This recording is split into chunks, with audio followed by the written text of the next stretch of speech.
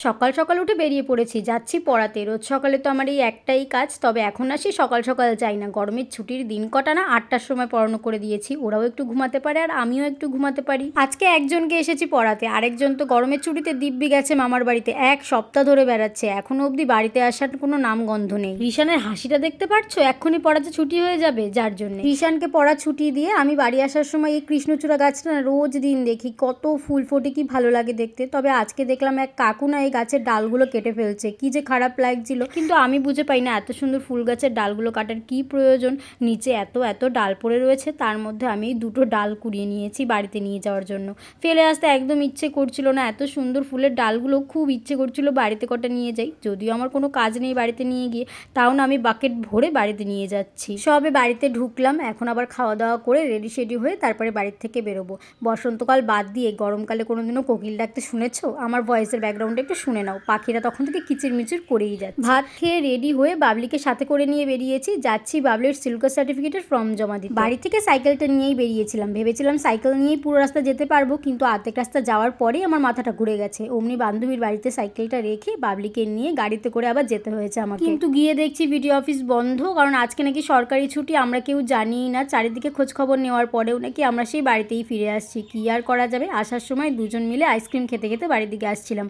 যা গরম পড়েছে, এই গরমের মধ্যে একেবারে নাজেহাল অবস্থা। একটু আগে তো আমার মাথায় গা হাত পায়ে জল দিয়ে একাকার অবস্থা হয়ে গেছে। কাজ তো আর হলো না, দুজন মিলে আইসক্রিম খেতে খেতে বাড়ির দিকে আসছিলাম। রাস্তায় না অটো থেকে নামার পরেই সামনে পড়লো অরুণের আইসক্রিম। আমার তো অরুণের আইসক্রিম ভীষণ পরিমাণে প্রিয়, বাবলিরও খুব প্রিয়, যার জন্য ও দোকানের সামনে এসে দাঁড়িয়ে পড়েছে। হাতে কিন্তু আইসক্রিম রয়েছে, তার সত্ত্বেও নাকি ও এখন আইসক্রিম খাবে। তোমরাই বলো, এই গরমের মধ্যে অতিরিক্ত আইসক্রিম খেলে ঠান্ডা গরম লেগে যাবে না? ওকে বলার পরে ও বায়না ধরেছে ও খাবে, যার জন্য আমি না ওকে 5 টাকা দামের একটা আইসক্রিম কিনে দিয়েছি, আর আমিও একটা 5 টাকা দামের আইসক্রিম নিয়েছি। আমার ভয়েসের ব্যাকগ্রাউন্ডে তোমরা আজকে অনেক রকম আওয়াজ শুনতে পারবে, প্লিজ ওগুলোকে একটু ইগনোর করে দিও। অরুণের আইসক্রিম আমি অনেক খেয়েছি, সব থেকে বেশি ভালো লাগে আমার এই যে কটন ক্যান্ডি ফ্লেভারটা। আমি প্রথমবার যখন খেয়েছিলাম এটাই খেয়েছিলাম, আর এটাই আমার সব থেকে বেশি প্রিয়। তোমাদের কোনটা প্রিয় অবশ্যই কমেন্ট করে জানিও। বাবলি ওদিকে খাচ্ছে, আমার হাতেটা তো এখনো হাতেই আছে। চলো দুজন মিলে আইসক্রিমটা শেষ করে বরং এবার বাড়ির দিকে যাওয়া যায়। এতটা দূর নাকি আমি সাইকেল নিয়ে এসেছিলাম, তাও আবার এই গরমের মধ্যে। এখন আমার নিজেকেই নিজের বলদ মনে হচ্ছে, কিন্তু শীতকাল হলে না আমি ঠিক চলে যেতে পারতাম। টোটো থেকে নেমে চলে এসেছি স্নেহাদের বাড়িতে সাইকেলটা নেওয়ার জন্য। আর আসার পরেই কিন্তু বাবলি এদিকে বিড়াল নিয়ে ঘাটাঘাটি শুরু করে দিয়েছে। স্নেহা ওইদিকে রান্নাবাড়ি করছিল, আমি আর ঘরে ঢুকিনি। আমি বললাম বাড়ির দিকে যাচ্ছি, ও অমনি আমাকে দাঁড় করিয়ে আবার বাটিতে করে তরকারি দিল। আমি জিজ্ঞেস করলাম কিসের তরকারি, বলছে শুটকি মাছের তরকারি। বান্ধবী ভালোবেসে দিয়েছে, তাই সাথে করে নিয়ে চলে এসেছি। চলো এবারে বরং বাড়ির দিকে যাওয়া যাক। বাড়িতে গিয়ে স্নান টান করে নিয়েছি। অমনি দেখছি যে মা না আজকে মাংস রান্না করছিল, আর কষা মাংস ওখান থেকে 2 পিস তুলে আমায় দিয়ে দিল।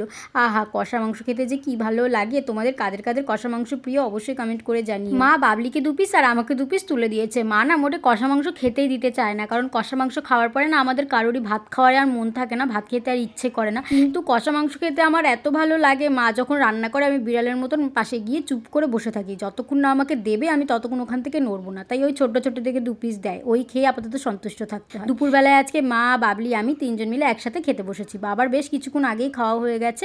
আর এই যে বান্ধবীর দেওয়া শুটকি মাছের তরকারি ঠিক বলবো না, ডাটা দিয়ে আলু দিয়ে একটা চচ্চড়ি টাইপের কিছু একটা করেছে। গন্ধটা একটু বিকট হলেও খেতে বেশ ভালোই লাগছিল, অতটাও খারাপ লাগছিল না। শুটকি মাছ এই নিয়ে আমি 3বার ট্রাই করলাম, গন্ধের জন্য আমি মোটে খেতেই পারি না। আমাদের বাড়িতে তো শুটকি মাছ রান্না হয় না, মাকে অনেক বলার পরে অনেক জোরাজোরি করার পরে একদিন একটুখানি রান্না করে দিয়েছিল, সেটা খেতে ভীষণ বাজে হয়েছিল। আর একবার খেয়েছিলাম, প্রীতমের মা আমার জন্য পাঠিয়েছিল, ওটা না বাটা ছিল শুটকি মাছের, ওটাও বেশ ভালোই লাগছিল খেতে। আর আজকের এই চচ্চড়িটাও না আমার কাছে বেশ ভালোই লাগলো খেতে। শুটকি মাছটা দিয়ে ভাত কটা শেষ করার পরে নিয়ে নিয়েছি মাংস। বাড়িতে মাংস রান্না হয়েছে, আর অন্যদিকে কি মন যায়। তবে এই মাংস তরকারিটা আজকে বেশ টেস্টি হয়েছিল। মাংসের ঝোলটা দিয়ে ভাত কটা ভালো মতন মাখিয়ে নিয়েছি 2 টুকরো শসা আর 1 টুকরো পেঁয়াজ। আমার মাংস দিয়ে ভাত খেতে বসলে 1 টুকরো পেঁয়াজ তো লাগবেই, যেদিন শসা থাকে না সেদিন একটু ম্যানেজ করে নিই, কি আর করা যাবে। আমার মাংসের তরকারির মধ্যে এই কচকুচিটা হচ্ছে সব থেকে বেশি প্রিয়। তোমাদের কাদের কাদের এটা খেতে ভালো লাগে বলো তো। খাওয়া দাওয়া করে নিয়ে গিয়ে একটু শুয়েছিলাম ঘুমানোর জন্য। আজকে বিকেলে তো পড়ানো নেই, ভাবলাম যে আজকে একটুখানি মন ভরে ঘুমানো যাক, কারণ বেশ কয়েকদিন হয়ে গেছে রাতে আমার মোটে ঘুমই হচ্ছে না। অমনি ওরা 3জন মিলে এসে বললো যে পিসি চল আমাদের সাথে লুডো খেলবি। আমিও না অনেক বছর হয়ে গেছে লুডো খেলি না, আমিও সাথে সাথে ওদের সাথে বসে পড়েছি। কিন্তু লুডোতে যদি বারে বারে এরকম পুট পড়ে তাহলে কি আর ভালো লাগে? দেখো প্রত্যেকের বারে বারে খালি 6ই পড়ে যাচ্ছে, আর আমার খালি তখন থেকে পুটই পড়ে যাচ্ছে। যদিও আমার 2 কুটি বেরিয়েছে, অনেক দিন বাদে নাই লুডো খেলে কি যে ভালো লাগছে। ছোটোবেলা তো আমরা কারেন্ট গেলেই সাথে সাথে হেরিকেন জ্বালিয়ে নিয়ে 4জন মিলে লুডো খেলতে বসতাম, আমি মা দিদি আর বাবা 4জন মিলে। তখন তো বাবলি অনেক ছোট, ও তো এত কিছু বুঝতোই না। সেই দিনগুলো আলাদাই ছিল, কত খেলেছি লুডো। লুডো খেলেছি, ব্যবসায়ী খেলেছি, আর বন্ধু বান্ধবীদের সাথে যে কত খেলা খেলেছি সেইগুলোর তো কোনো তুলনাই হতে পারে না। সত্যি ছোটোবেলার দিনগুলো না খুবই স্পেশাল ছিল। সেই দিনগুলোতে এখনও ফিরে যেতে ইচ্ছে করে, কিন্তু কোনো উপায় নেই।